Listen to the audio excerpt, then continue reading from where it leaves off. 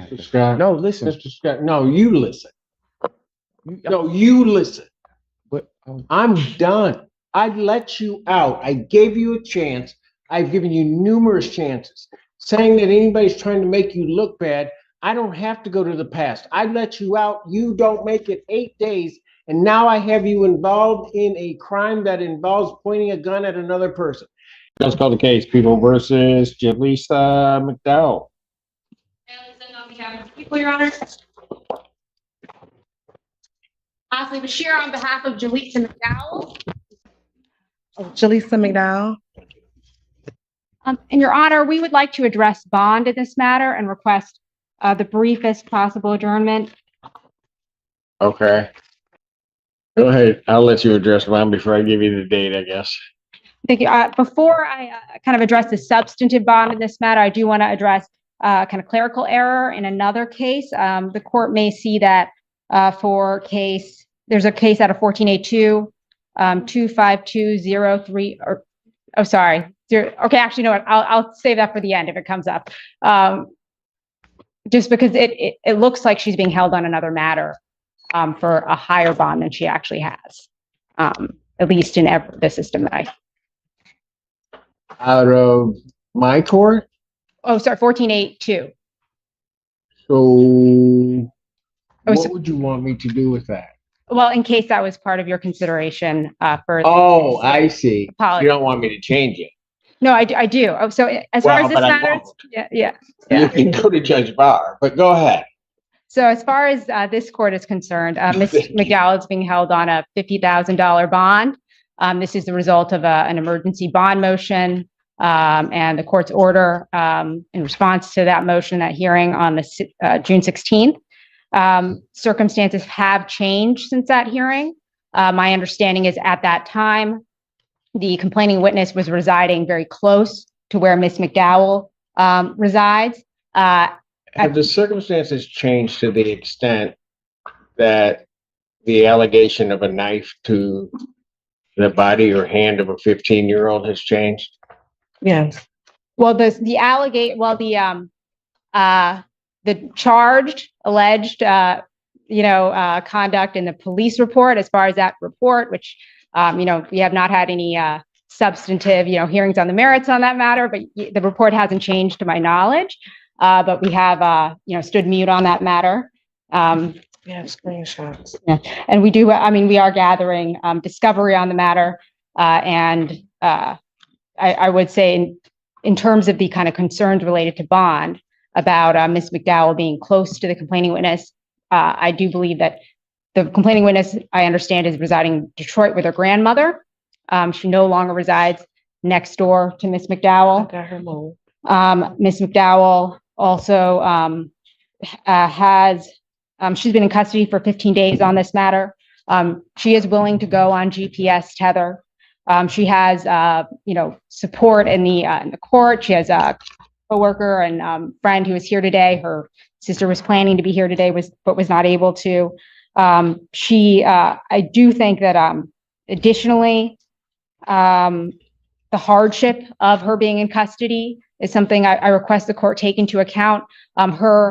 She's concerned about the security of her residence. She's been informed that there has been potential vandalism and potential people breaking into her home while she's been out. No one else is officially residing there.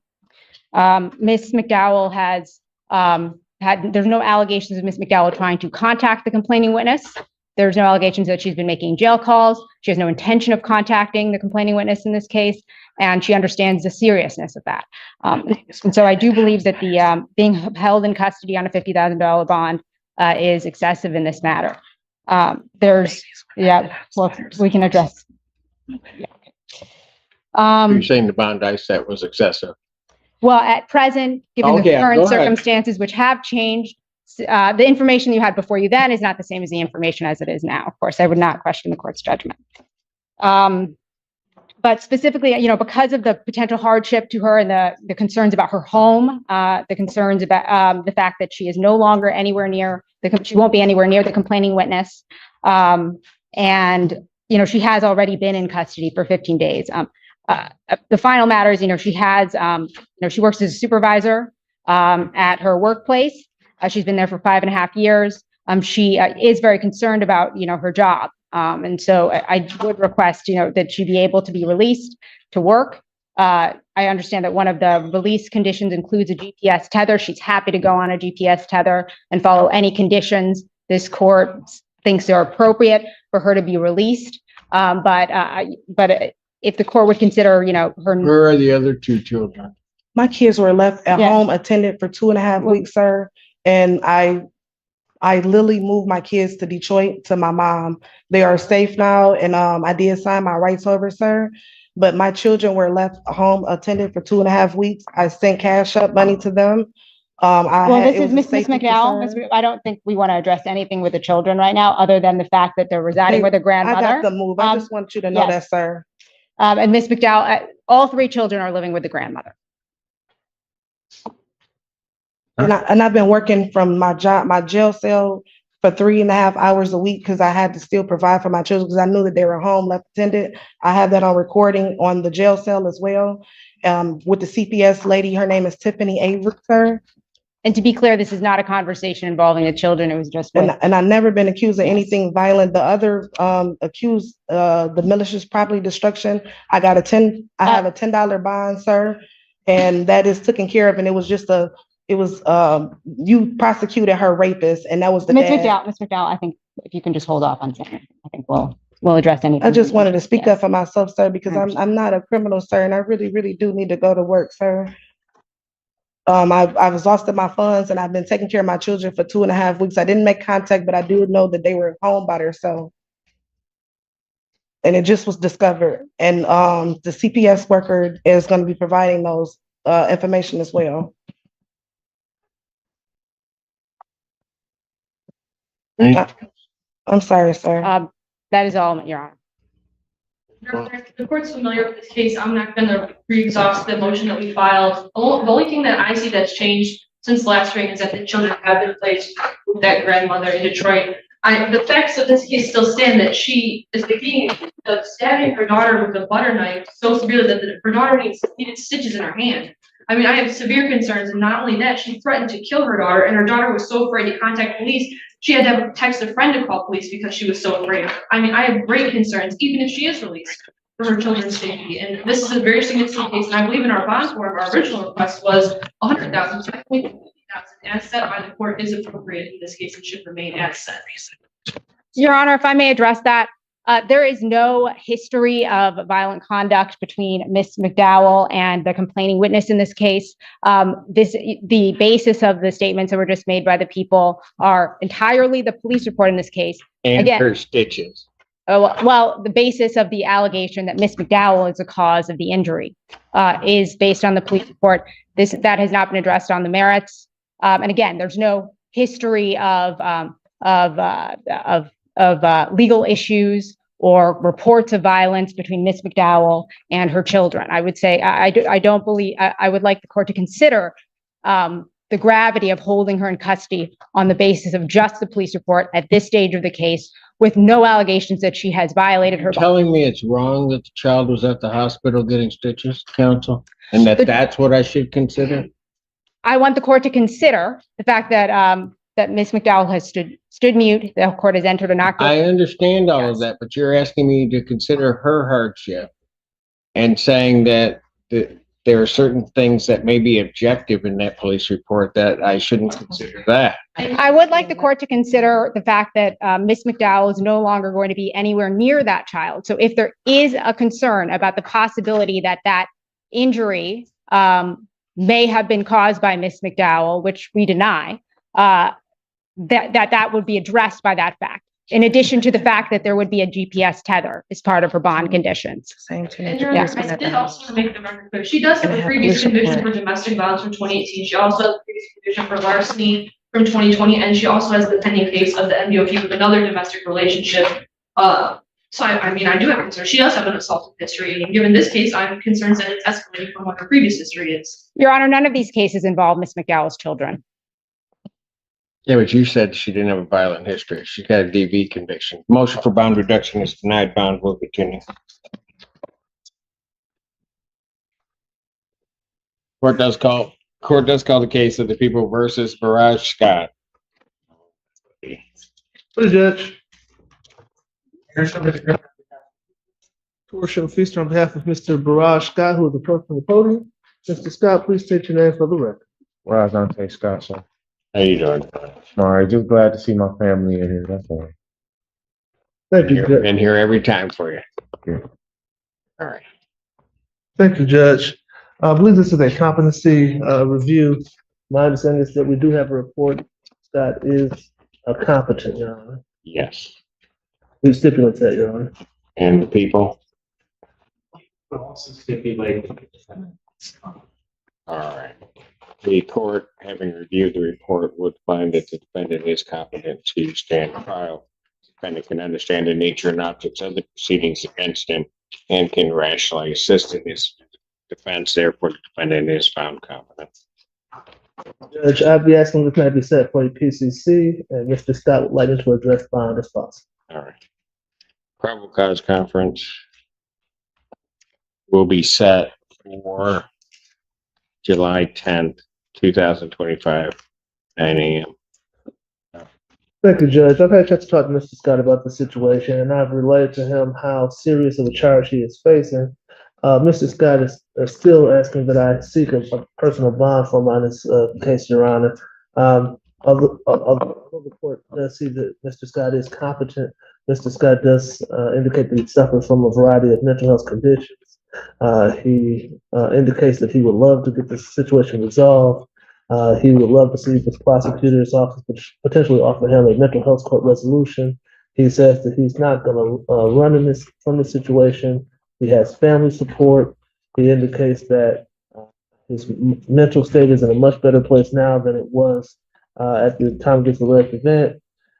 He indicates that he has a grandmother who is involved in his life and who will help make sure he attends any and all court dates.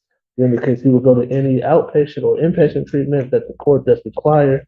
He also has no objection to being on a tether. He indicates he's willing to just address everything that's going on in his life, Your Honor, that he will not be a problem for Your Honor should the court release him. He's asking that Your Honor could consider a reduction in bond or a potential personal bond. But again, I have relayed to him how serious of a charge he's facing. But I believe that's what you want me to argue. Anything else?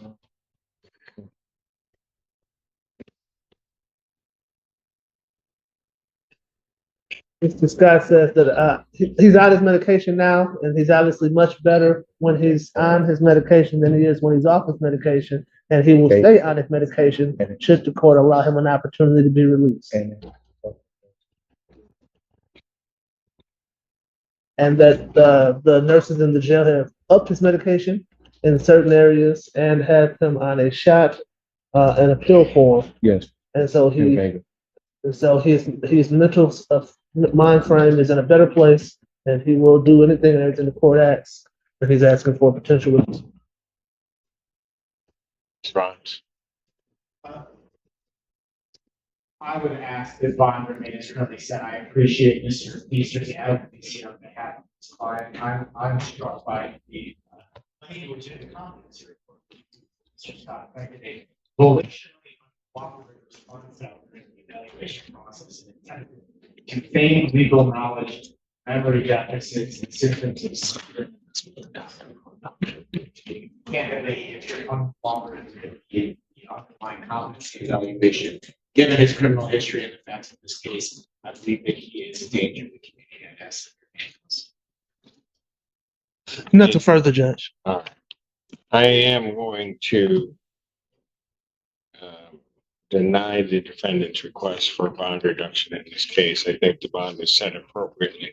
I would further indicate that Mr. Scott's been appearing before this court for quite some time on various matters. And typically I can let Mr. Scott out of custody, may come back in, but usually for minor things. Mr. Scott was in custody. I took a chance, released him. He did not make it a week before this came up. Mr. Scott was arrested. So I'm not gonna take that chance again, especially since it's You understand what he's saying to a you? violent case. Hold on, do you understand what he said to you?